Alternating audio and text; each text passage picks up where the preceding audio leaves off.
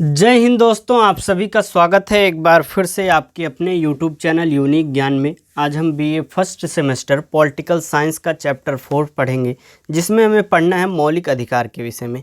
इसके पहले हमने 3 चैप्टर्स बहुत अच्छे तरीके से कंप्लीट कर लिए हैं। साथ ही साथ इनका पीडीएफ नोट्स भी आपको अवेलेबल करा दिया है हमारे टेलीग्राम चैनल पर।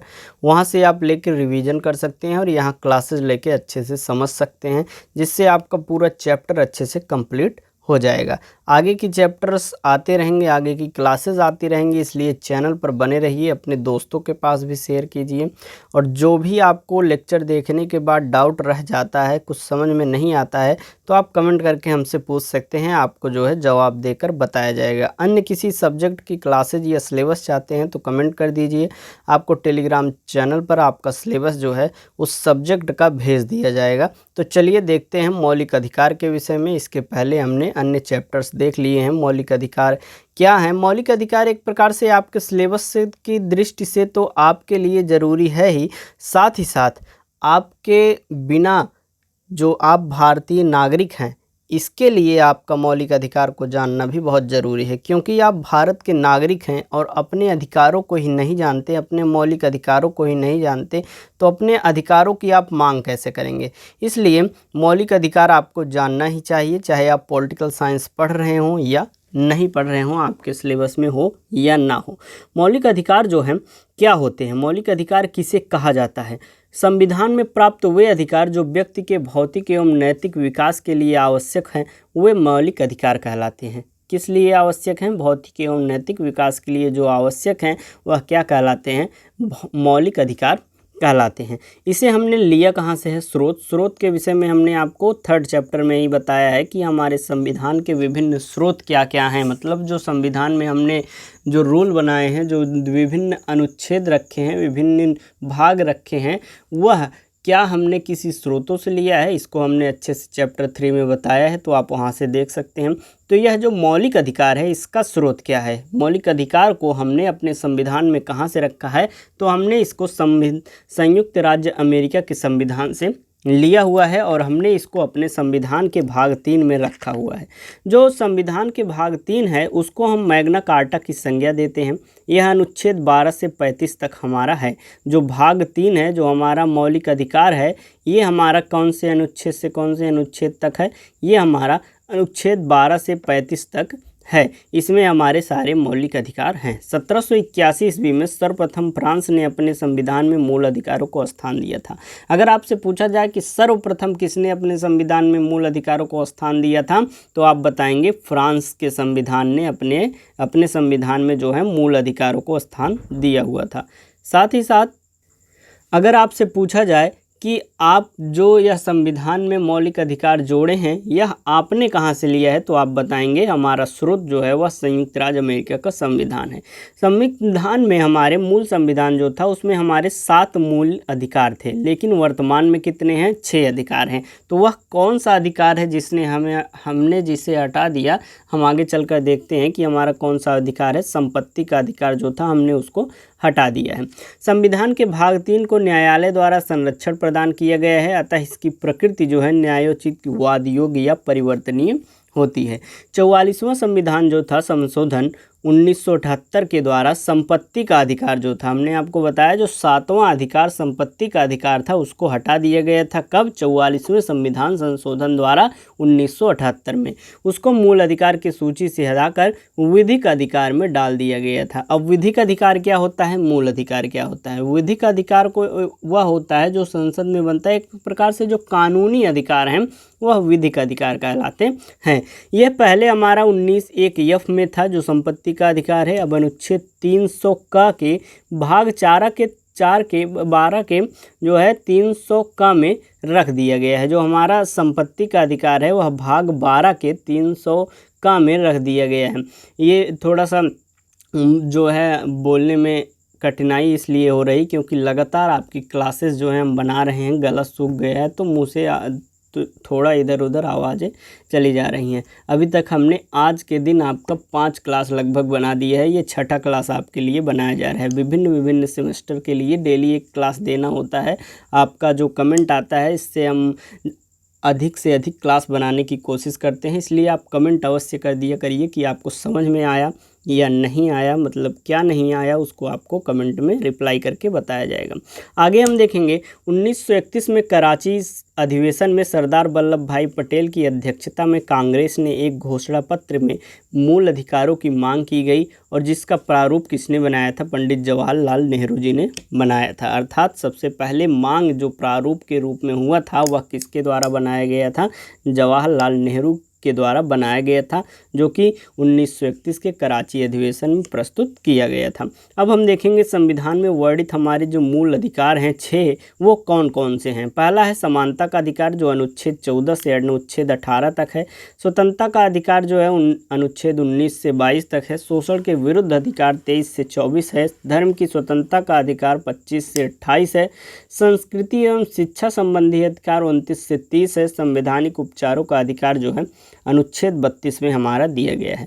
तो आपको क्या याद करना है इसमें कि हमारा जो मूल अधिकार है, जो 6 मूल अधिकार हैं वो कौन कौन से हैं। सबसे पहली बात आपको ये याद करनी है कौन कौन से हैं। समानता का अधिकार, स्वतंत्रता का अधिकार, शोषण के विरुद्ध अधिकार, धर्म की स्वतंत्रता का अधिकार, संस्कृति एवं शिक्षा संबंधी अधिकार और संवैधानिक उपचारों का अधिकार।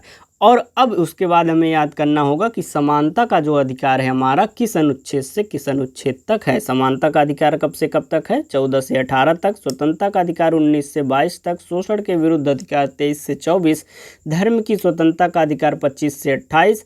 संस्कृति एवं शिक्षा संबंधी अधिकार जो है 29 से 30 और संवैधानिक उपचारों का अधिकार जो है हमारा अनुच्छेद 32 में है। अब हम इन अनुच्छेदों को देख लेते हैं कि हमारा जो अनुच्छेद 12 से 35 तक है हमारे मूल अधिकार भाग 3 में वह कौन कौन से हैं। तो सर्वप्रथम हमारा अनुच्छेद 12 है, यह है कि राज्य की परिभाषा। राज्य की परिभाषा के बारे में इसमें बताया गया है।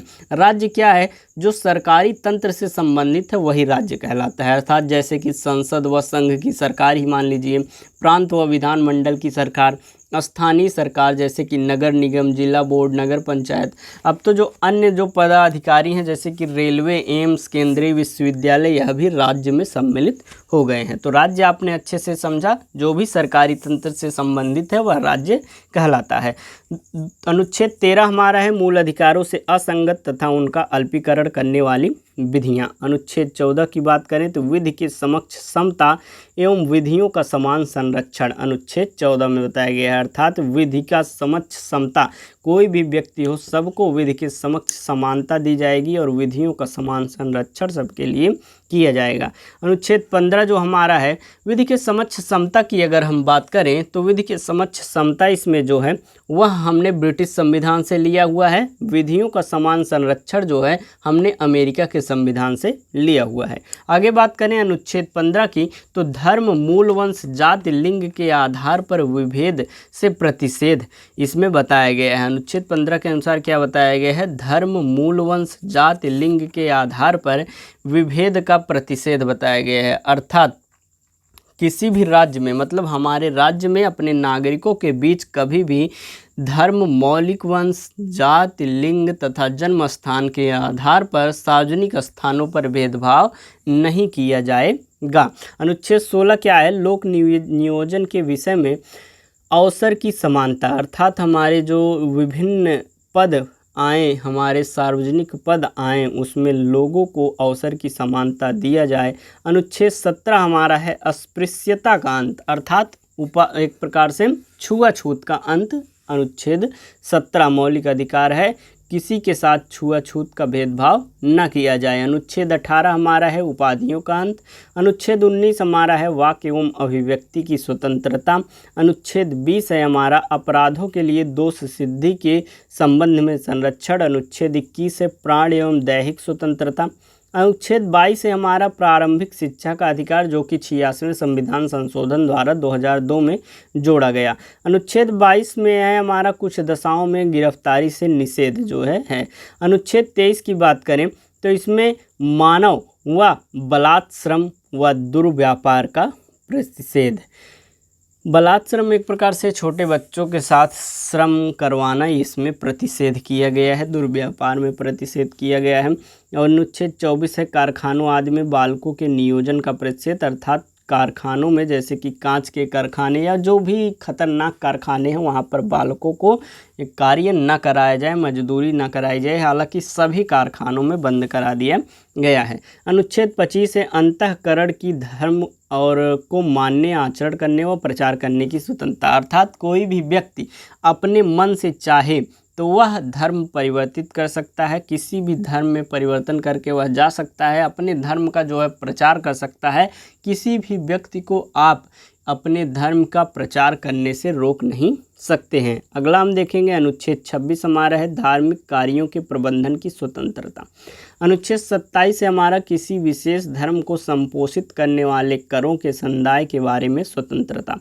अनुच्छेद 28 हमारा है कुछ शिक्षा संस्थाओं में धार्मिक शिक्षा या धार्मिक उपासना में उपस्थिति होने के बारे में स्वतंत्रता। अर्थात कुछ अगर जो संस्थाएं हैं उसमें कि अगर धार्मिक कुछ ज्ञान दिया जा रहा है, धार्मिक शिक्षा दी जा रही है, तो वह भी आपकी एक प्रकार से अधिकार है। अनुच्छेद 29 से भाषा, लिपि और संस्कृत को बनाए रखने का अधिकार। अर्थात जो अल्पसंख्यक हैं वह अपने संस्कृति को बनाए रखने का अधिकार उनके पास है, उसको एक प्रकार से ख़त्म नहीं होने दे। वह अगर चाहें तो अपनी लिपि को बचाए रहें, अपनी संस्कृति, अपनी भाषा को वह बचाए रहें। अनुच्छेद 30 की बात करें तो शिक्षा संस्थाओं की स्थापना और प्रशासन करने का अल्पसंख्यक वर्गों का अधिकार। अनुच्छेद 31 जो है वह हटा दिया गया है, निरसित कर दिया गया है। अनुच्छेद 32 जो है संवैधानिक उपचारों का अधिकार। अनुच्छेद 33 जो है संवैधानिक उपचारों का अधिकार, इसी के तहत जो है मौलिक अधिकार जो है एक सुरक्षित रहता है। यह जो संवैधानिक उपचारों का अधिकार है तो इसकी बात करें तो डॉक्टर अंबेडकर ने इसे अनुच्छेद जो 32 है हमारा, इसको उन्होंने संविधान की आत्मा कहा हुआ है। अनुच्छेद 32 के अनुसार यदि किसी व्यक्ति के मौलिक अधिकारों का उल्लंघन होता है तो वह सीधे सर्वोच्च न्यायालय जा सकता है और सर्वोच्च न्यायालय में 5 प्रकार की रिट जारी करके व्यक्ति के मौलिक अधिकारों को लागू करता है। यह हो गया हमारा अनुच्छेद 32। अनुच्छेद 33 की बात करें तो सेना, पुलिस, सुरक्षा बलों, संगठनों आदि के मौलिक अधिकारों को सीमित करने की किसकी शक्ति? संसद की शक्ति। अनुच्छेद 34 जो है सेना विधि लागू होने पर मौलिक अधिकारों को सीमित करने की संसद की शक्ति। अनुच्छेद 35 जो है यह भाग 3 में अपराध घोषित किए गए कार्यों के लिए दंड निर्धारित करने के लिए विधि बनाने की संसद की शक्ति। भारत में अधिकार की बात करें तो मौलिक अधिकार जो है संविधान के भाग 3 में उल्लिखित अधिकार है। संवैधानिक अधिकार क्या होता है? जो संविधान के भाग 3 से बाहर उल्लिखित अधिकार हैं वह सभी क्या हैं? संवैधानिक अधिकार हैं। तीसरी बात करें तो कानूनी, विधिक, सांविधिक अधिकार वे अधिकार हैं जो संसद व विधानमंडल के कानून की देन होते हैं। वह क्या है? कानूनी अधिकार या विधिक अधिकार या सांविधिक अधिकार। मानव अधिकार क्या कहलाते हैं? जो व्यक्ति के मानव होने के कारण अधिकार प्राप्त होते हैं वह मानव अधिकार कहलाते हैं। भारत में मौलिक अधिकार 3 रूपों में अन्य अधिकारों की तुलना में विशिष्ट है। कौन कौन से रूपों में? मौलिक अधिकार का उल्लंघन होने पर सीधा सर्वोच्च न्यायालय जा सकता है अनुच्छेद 32 के तहत। मौलिक अधिकार का निलंबन विशेष परिस्थितियों में विशेष प्रक्रिया से ही किया जा सकता है। तीसरी बात है मौलिक अधिकारों में संशोधन जो है वह विशेष बहुमत अर्थात सेकंड टाइप से ही किया जा सकता है। मौलिक अधिकारों की विशेषता की बात करें तो मौलिक अधिकार जो है असीमित नहीं है, इसलिए यह विशेष है। मौलिक अधिकारों का स्वरूप जो है नकारात्मक है। मौलिक अधिकार जो है वह प्रवर्तनीय, वाद योग्य, न्यायोचित है। कुछ मौलिक अधिकार केवल नागरिकों को प्राप्त तथा कुछ जो है विदेशी प्लस नागरिक दोनों को प्राप्त हैं। उसमें हम बात करें जो केवल भारतीय नागरिकों को प्राप्त मूल अधिकार हैं वह है अनुच्छेद 15, 16, 19, 29, 30। यह केवल भारतीय नागरिकों को प्राप्त है। भारतीय प्लस विदेशी दोनों को प्राप्त जो है वह 14, 20, 21, 21 का 22, 23, 24, 25, 26, 27, 28 ये भारत और विदेशी दोनों को प्राप्त हैं। कुछ मौलिक अधिकार जो केवल राज्य के विरुद्ध प्राप्त हैं वह 15 और 16 हैं और कुछ मौलिक अधिकार जो राज्य एवं निजी व्यक्ति दोनों के विरुद्ध प्राप्त हैं वह है अनुच्छेद 17। अनुच्छेद 12, 13 33, 34, 35 जो है डायरेक्ट फंडामेंटल राइट्स नहीं है। आपने देखा होगा समानता का अधिकार जो है 14 अनुच्छेद से शुरू होता है और 32 अनुच्छेद पर जो है संवैधानिक उपचारों के अधिकार पर ख़त्म हो जाता है। 12, 13, 33, 34, 35 जो है यह डायरेक्ट फंडामेंटल राइट्स हमारे नहीं हैं। इस प्रकार हमने जो है मौलिक अधिकारों के विषय में बहुत अच्छी तरीके से पढ़ लिया है। ये सभी आपको नोट्स में मिल जाएगा, रिवीजन वहाँ से आप कर लीजिए। अपने दोस्तों के पास अवश्य शेयर कीजिए, कमेंट करके हमें अवश्य बताइएगा कि आपको अच्छे से समझ में आ गया है। धन्यवाद, मिलते हैं अगले वीडियो में।